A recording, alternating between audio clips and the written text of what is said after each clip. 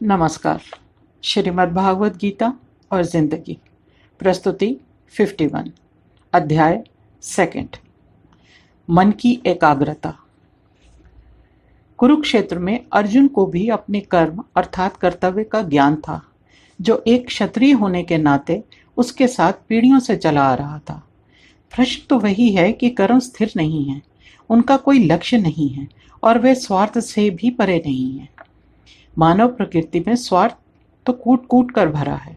बहुत कुछ पाकर भी मन तृप्त नहीं होता, अभी तो अहंकार बढ़ता जाता है और भविष्य में किए जाने वाले कर्म मात्र अहंकार की पूजा रह जाते हैं।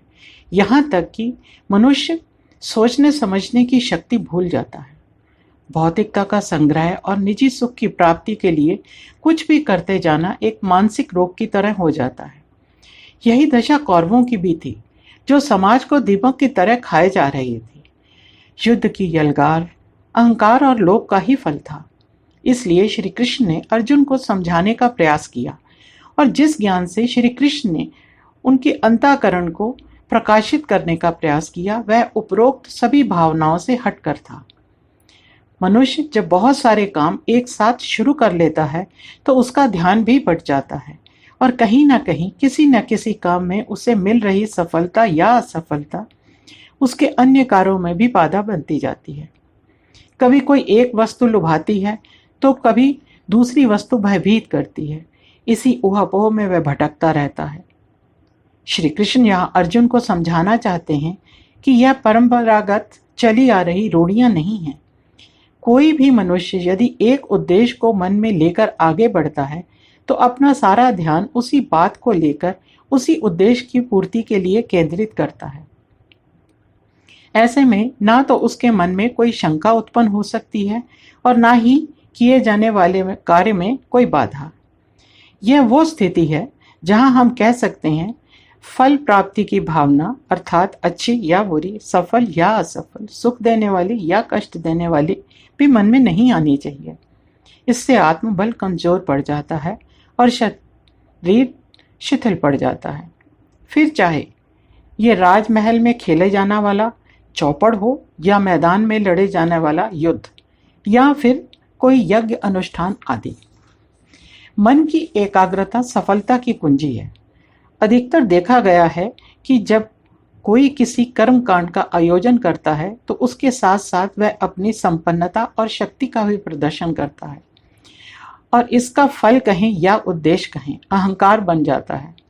युद्ध के मैदान में मेरा अपना विचार है कि अर्जुन को कहीं ना कहीं यह अहंकार था और विश्वास भी था कि युद्ध में उसके हाथों से कोई नहीं बच पाएगा। और जब युद्ध कुरुक्षेत्र में अपने ही परिवार को विपक्ष में सज्ज देखा तो उसके फल की चिंता कर उसका हृदय विचलित हो उठा।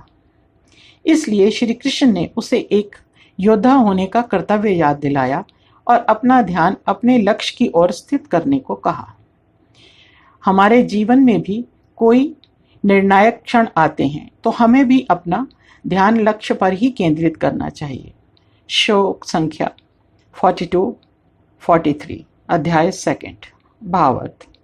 हे पार्थ, वेद वाक्यों में प्रीति रखने वाले और कुछ नहीं है। ऐसा कहने वाले अविवेकी लोग जन्म रूप कर्म फल को देने वाली तथा भोग और ऐश्वर्य की प्राप्ति के लिए नाना प्रकार की क्रियाओं को बतलाने वाली वाणी को कहा करते हैं। वो सबको आकर्षित कर लेती है।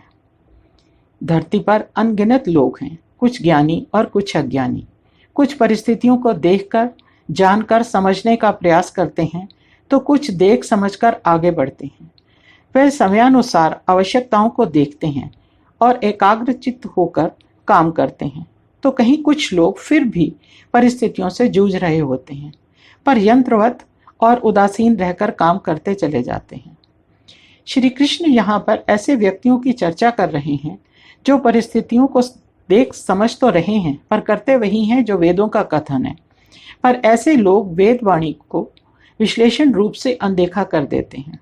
जिन्होंने शास्त्रों का अध्ययन किया है उनमें समझ है और उनमें कार्य करने की क्षमता भी अधिक होती है, क्योंकि उन्हें आत्मज्ञान की समझ है। आत्मा, परमात्मा, मृत्यु, जन्म, मृत्यु और उपरांत आत्मा का होना या व्योम में विलय होना या भटकना, इसका ज्ञान वे रखते हैं। इसलिए उनका स्थान साधारण व्यक्तियों से कहीं ऊपर होता है। ऐसे व्यक्ति ही दूसरों का पथ प्रदर्शन कर सकते हैं। वे कर्म में विश्वास रखते हैं और यही मोक्ष का मार्ग है, ऐसा समझते हैं। पर ऐसे व्यक्ति जो जीवन के अंत में मोक्ष की कामना करते हैं पर जीवन पर्यंत भौतिक सुखों के लिए कर्म करते हैं व उसमें लिप्त रहते हैं, वे प्रायः पथ भ्रष्ट माने जाते हैं। कर्म फल तो आने वाले काल के लिए होता है, अर्थात मृत्युपरंत भी होता है, परंतु ज्ञान कर्म को सही राह दिखाता है, क्योंकि इन्हीं कर्मों का फल मृत्युपरांत मनुष्य का या कहीं की आत्मा का स्थान निर्धारित करता है। कुछ बुद्धिजीवियों का भी यह मानना है कि लोग सुखों का संचय जीवन के भोग के लिए करते हैं और ऐश्वर्य का संचय शक्ति प्रदर्शन के लिए। आज जब मैं अपने चारों तरफ देखती हूँ तो यही लगता है कि हर किसी के कर्म स्वार्थ पूर्ति से अधिक कुछ भी नहीं है। मृत्यु उपरांत आत्मा को सद्गति प्राप्त हो, इस एक सोच के चलते मनुष्य छोटे छोटे कर्म कांड कर अपने आप को भ्रम में रखता है। विचारों में स्थिरता, स्पष्टता और ठहराव होना आवश्यक है, नहीं तो शंका और दुविधा की स्थिति बनी रहती है। श्लोक संख्या 42 और 43 में कही गई बात को श्री कृष्ण ने श्लोक संख्या 44 में स्पष्ट करते हुए कहा कि उस वाणी के द्वारा जिनका चित्त हर लिया गया है तथा जो भोग और ऐश्वर्य में अत्यंत आसक्त हैं, ऐसे लोगों के अंतःकरण में आत्म विषयक निश्चयात्मक बुद्धि नहीं ठहर पाती। सांख्य दर्शन के प्रथम अध्याय के प्रथम श्लोक में यह कहा गया है कि आध्यात्मिक, अधिभौतिक और अधिदैविक इन तीन प्रकार के दुखों का बिल्कुल ना रहना या उत्पन्न ना होना ही प्राणी मात्र का मुख्य अभिप्राय है। पुरुषार्थ चार प्रकार के हैं: धर्म, अर्थ, काम और मोक्ष। इन चारों में मोक्ष ही सर्वोत्तम पुरुषार्थ है। यहाँ शंका होती है कि मोक्ष से ही मुक्ति क्यों, धर्म, अर्थ या काम से क्यों नहीं? तो इसका समाधान यह है कि सांसारिक साधनों से यदि हम एक दुख से छुटकारा पाते हैं तो दूसरे दुख हमें घेर लेते हैं।